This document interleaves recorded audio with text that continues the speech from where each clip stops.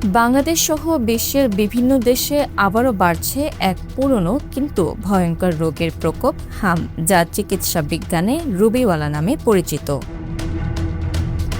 একসময় প্রায় নিয়ন্ত্রণে চলে আসা এই রোগ এখন আবারও নতুন করে উদ্বেগ তৈরি করছে, বিশেষ করে শিশুদের জন্য।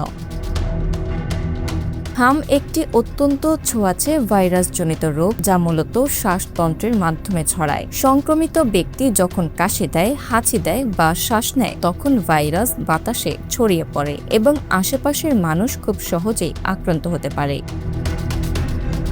এই ভাইরাস বাতাসে বা পৃষ্ঠে প্রায় 2 ঘন্টা পর্যন্ত সক্রিয় থাকতে পারে, যা এটিকে আরও বেশি বিপজ্জনক করে তোলে।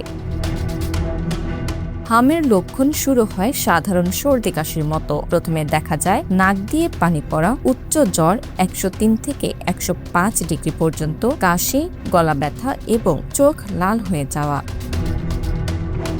লক্ষণ শুরুর 2 থেকে 3 দিনের মধ্যে মুখের ভেতরে দেখা যায় ছোট ছোট সাদা দাগ, যাকে বলা হয় কপলেক স্পট। এর 3 থেকে 5 দিনের মধ্যে শরীরে লালচে ফুসকুড়ি দেখা দেয়, প্রথমে মুখে, তারপর ধীরে ধীরে গলা, ঘাড় হয়ে পুরো শরীরে ছড়িয়ে পড়ে। এই ফুসকুড়ি 5 থেকে 7 দিন পর্যন্ত স্থায়ী হতে পারে।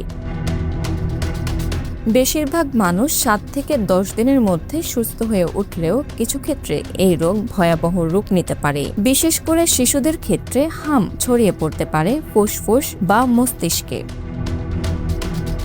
এর ফলে হতে পারে নিউমোনিয়া, মেনিনজাইটিস, খিঁচুনি, এমনকি অন্ধত্ব।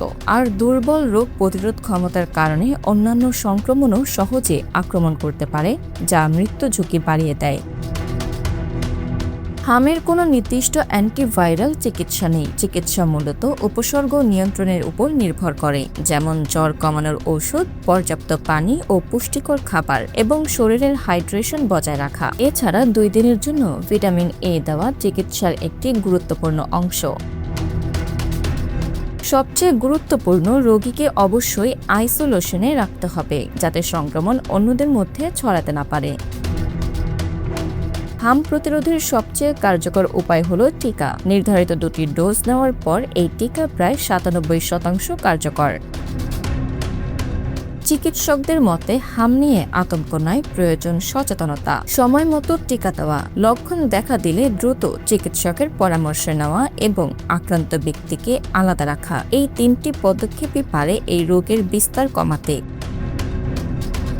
Bangla affairs, news desk.